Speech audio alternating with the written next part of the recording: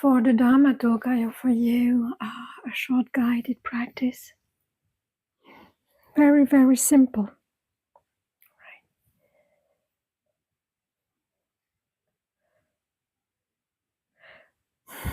You can sit comfortably. Posture where you can stay upright for a very short moment. This is very, very extremely simple practice. All practice are actually very, very simple. Because just before we were in daily life, normal life, busy with doing, preparing, planning, organizing, wanting to get things done, wanting to finish things, start off.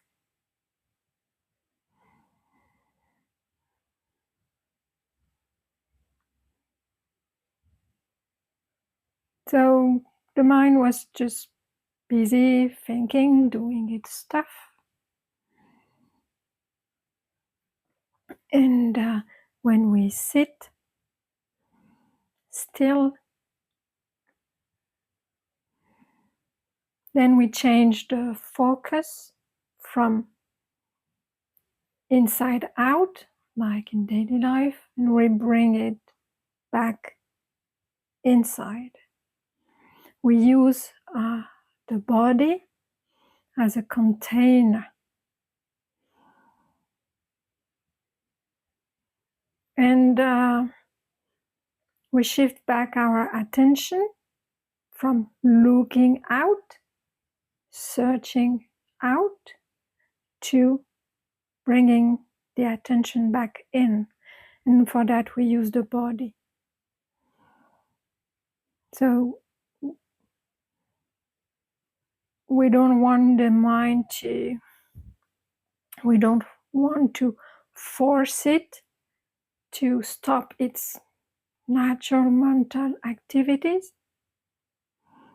We use the body.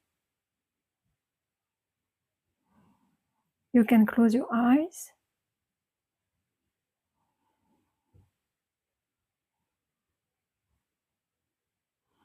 And we can pay attention to the sensitivity of the body. How does it feel right now?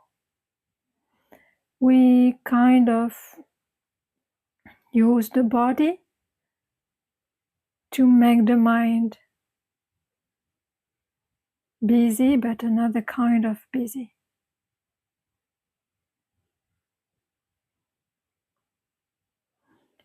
We give it something to do that is not that used to do. And which can feel comfortable. So we use the sensitivity of the body sensations.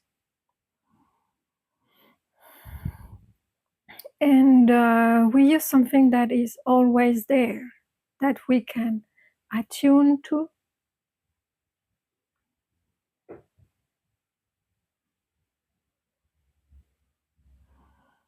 We can use a little bit of curiosity. What's there? What's there right now?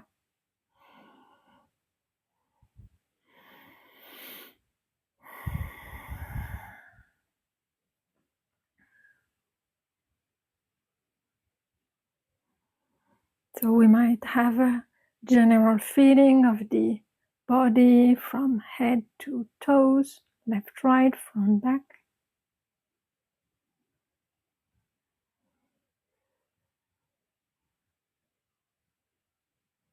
Maybe not sharp edges, but a kind of blurry perception at first.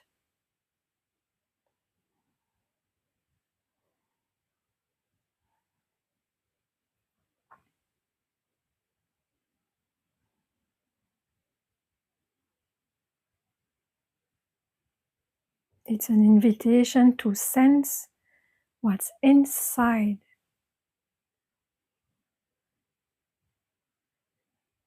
To be also feeling the sensitivity of the skin, which is the outside, the barrier.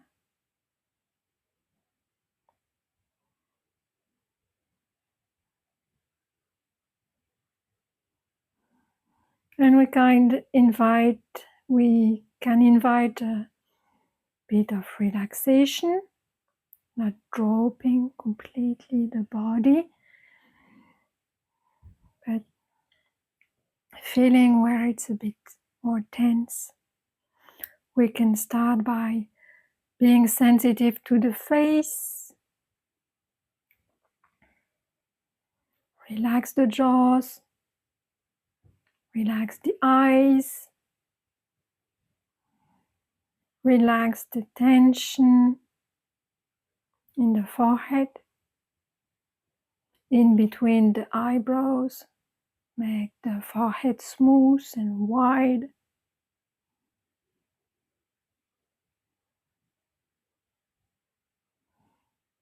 One can relax the back of the head, the neck, shoulders down, then can melt down.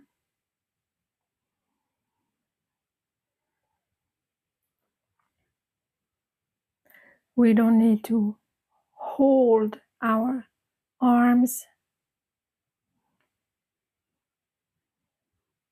It's like they can flow down. And we can be sensitive to our hands, the back of our hands, inside of our hands, the palms.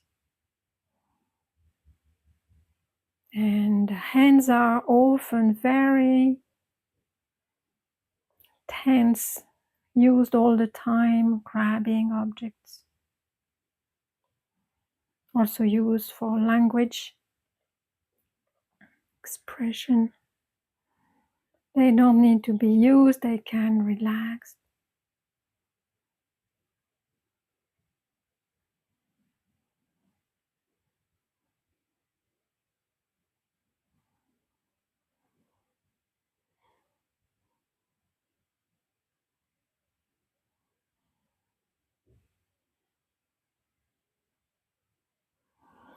We can feel the in-breath and the out-breath.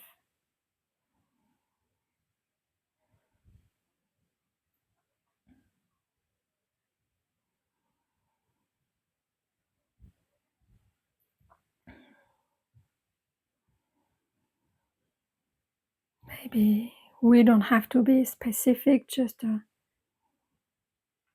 gross, rough sense of a balloon filling in, filling up, and filling out.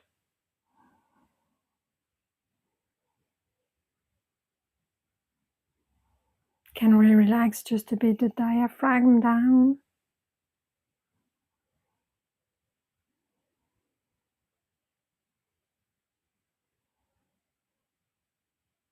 Might put more weight onto the pelvic floor. Getting sensitive into the hips area.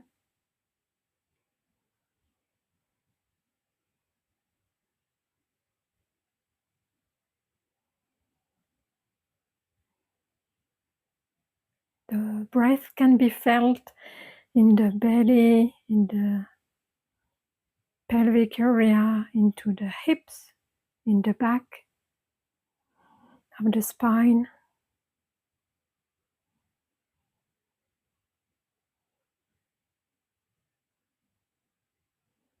It's like a landscape of sensations being painted.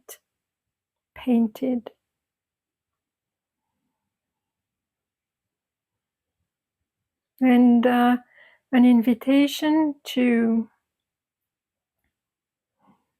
browse or sweep gently the attention to those areas.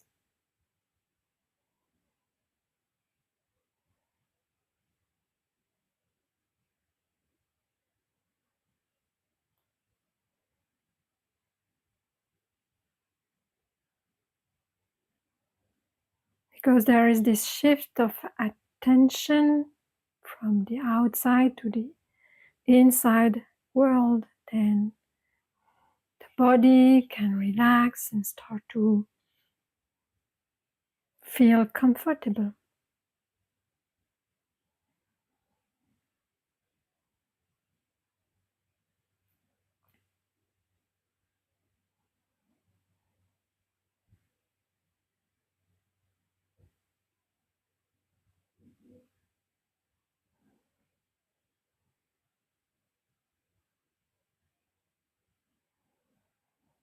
And because there is no urgency to do anything, no skill to use, nothing to transform, just observing,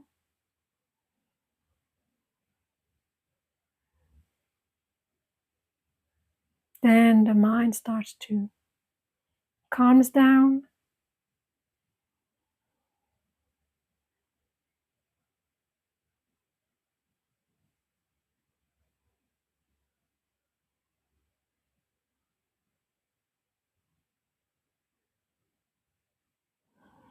Feeling at ease, starting to trust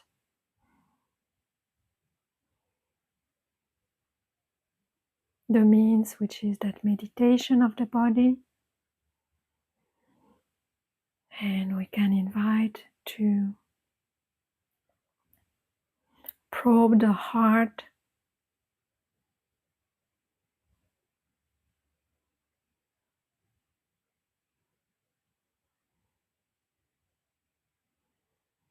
and if we feel comfortable, just relaxing some tensions around the heart area.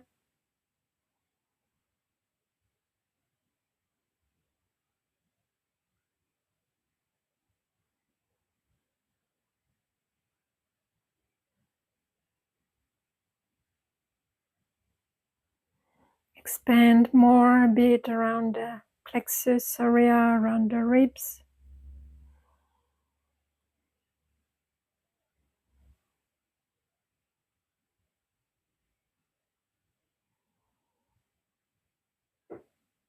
Maybe using the in-breath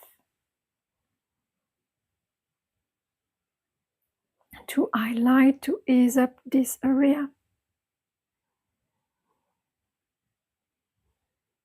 And the out-breath to remove what's not necessary.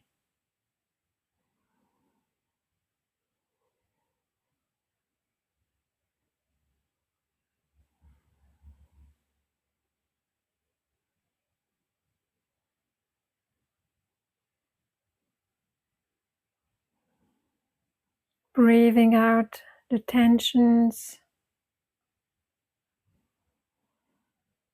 and inviting ease with the in-breath.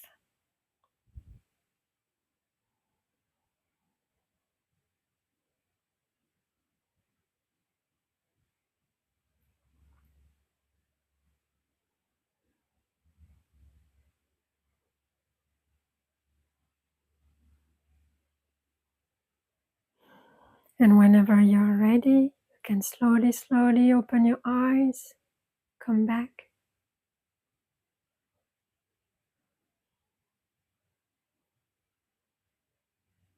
Just for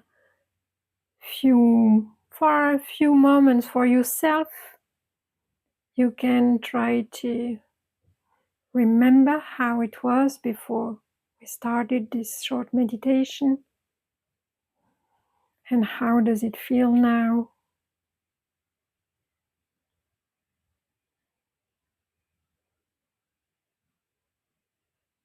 In terms of shift of mood, you can also learn progressively by training the mind to be sensitive to the qualities of the mind. And if you're sensitive to energy, you can feel if the mind it feels like shrinkage when thinking, and it's energy brought up into the head. Or if it's more neutral and more expanded, maybe.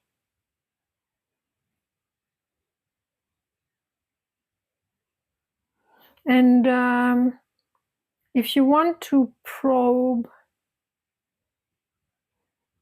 train for yourself, for example, this expansion of the mind. What is she talking about, right? Then you can use your sight, your eyes. And right now you can don't watch the screen. Right, watch into the room. We are making a little exercise. So you can watch the room if you have space in front of you.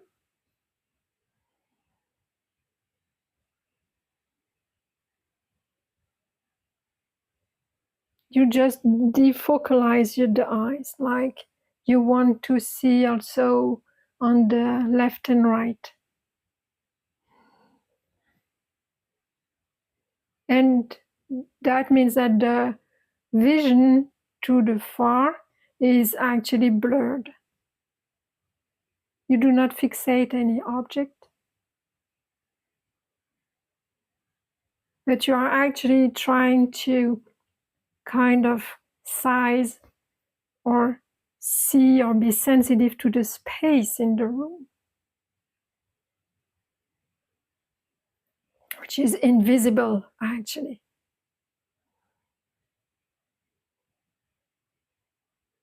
Try to have a perception of that space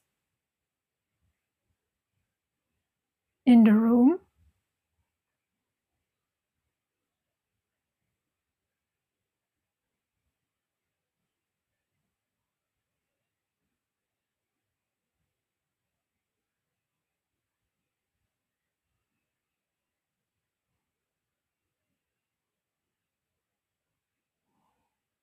And it's almost like the mind can actually take the size of the room, or your attention can actually take the size of the room. And then you can try later on for yourself, if you want, to expand even more. So to the other rooms of your flat, of your house. Also, if you are like I am in a building, so you can expand to the different floors, or you can expand to your city, your area, your city, and try to feel the entire, more and more space out, let's say. So it's very conceptual, right? But try for yourself. If you have felt like the mind cannot be specifically pinpoint to somewhere, but rather it has an expansive energy, let's say. And this is something that you also train if you develop the altered state of consciousness, the jhanas. For example, the fifth jhana is infinite space, the domain of infinite space. So you start to really develop the mind to this immaterial, expansive, altered states of consciousness. And when you feel very stuck or to an idea, to something that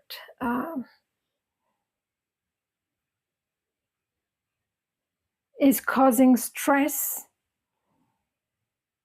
or if you have fear arising or any kind of discomfort, and you know that it's not, that the body is okay, situation is okay also, but it's the mind, shrinking. Then you can, all right, space. Where is space? Look at the space. You cannot see space actually. but just defocalizing, using this capacity actually to reopen the space. We can say to reopen the space of awareness. So this is something that you have to find for yourself, and you can train. It's a tool that can be used, and you will also realize that if you've done some practice, such as concentration practice, metta practice, and that when the five hindrances are not there, when the defilements of the mind are not there, then this naturally the mind is expanded. Naturally, this what we call openness. It's more a perception of not being constrained to the body. This perception is naturally there, but sometimes because we are worried, we are restless, we haven't trained the mind that well for a long time, so then we lose this, and we are very much in the body as me, right? So we can use that, and this, we use the body over and over again. It's very easy over the day to come back to the body, even if the mind keeps doing its stuff, because you've been doing it all day long. Then when you sit, it won't stop. There is a inertia, right? Inertia of the thinking and categorizing and having things to do, being busy, and trying to figure out what's the next step, what's the next thing, how to stay safe, right?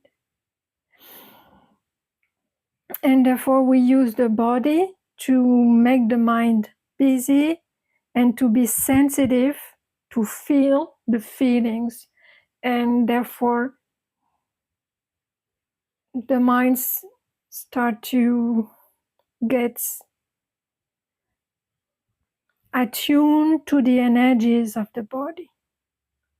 And because you train yourself in doing so while sitting, then this inner knowing, you can then bring it back into daily life. And you can start to be sensitive with the energies that are in the body, that are so well felt in the mind, but then you start to feel the difference between when you want to express something.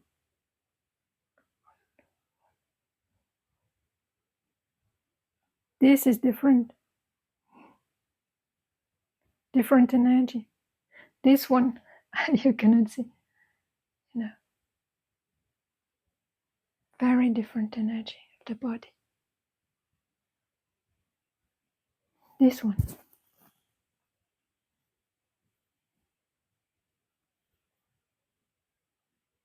this one, this one, this one. Is there another one? Yes. This one.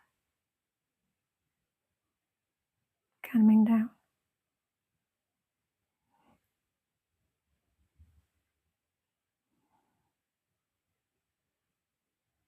This one centering, different as well. This one.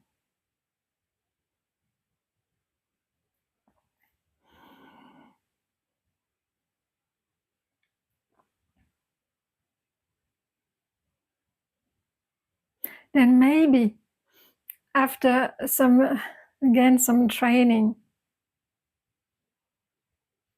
your mind might want to say, but then maybe the feeling will coach you and say, oh, this doesn't feel good, what I'm about to say, right?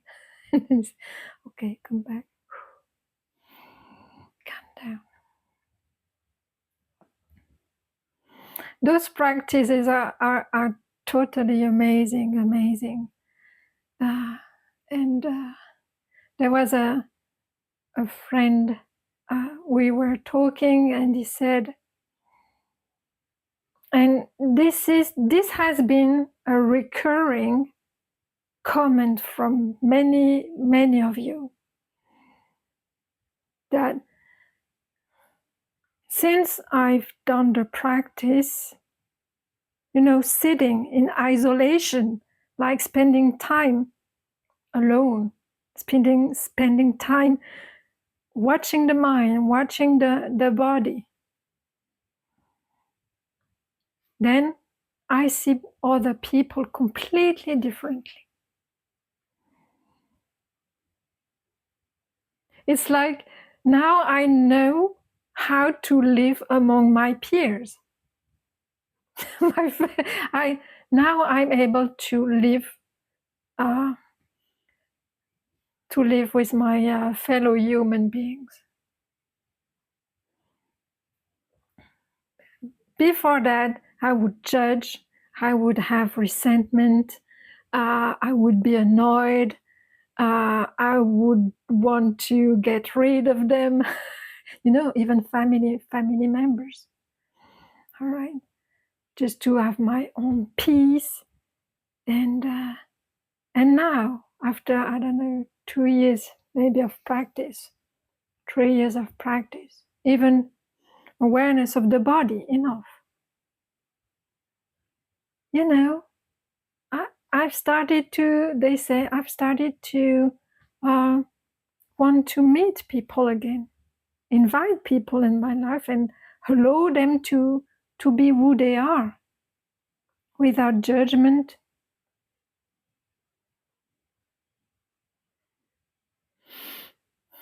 Or maybe a little bit. I'm not perfect yet. I'm not perfect. So metta, yes, but sometimes it's too difficult. So I have to sit again. Yeah, that's fine. But there is really something new emerging in the relationships you have with people. It's like magic, it's like secret. And people who actually, they are the first one to be very surprised about that. I didn't know it could happen, I've decided to get in touch again with that friend after 4 years, 3 years, and I'm very happy I'm doing it right now. So there is this moment where you get in touch with the teachings. You say, okay, there are things that I would like to explore, that I would like to change. And then somehow you seclude yourself. Yes, you do the practice, get confidence in it, understand a bit more the teachings, understanding more yourself. And because you are not different than others, then you realize, okay, now I understand. All right, this suffering, others also have it.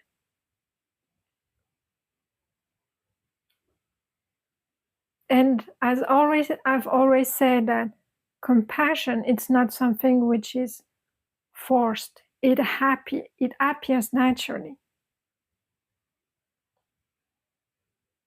Compassion is just understanding yourself and understanding that others are not that different, right? It's kind of universal teaching, and that the suffering you have, they have it too. Losing a parent, losing a mother, right?